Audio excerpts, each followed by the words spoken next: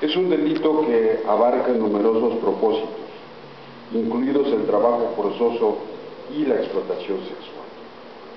El delito de la trata no es exclusivo de una zona o región del mundo.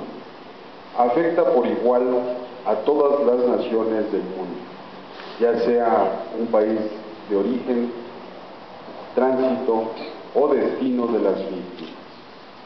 Según la Organización Internacional del Trabajo, se calcula que en el mundo existen más de 21 millones de víctimas de trabajo forzoso sexual.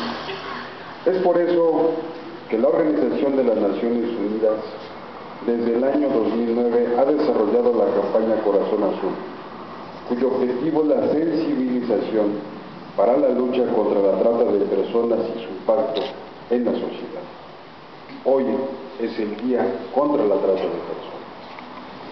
Esta campaña busca concientizar y generar medidas que contribuyan a poner fin a este ilícito por parte de las autoridades, así como solidarizarse con quienes han sido víctimas del mismo. La trata de personas se considera como un acto criminal que viola los derechos fundamentales, en particular el derecho a la dignidad humana.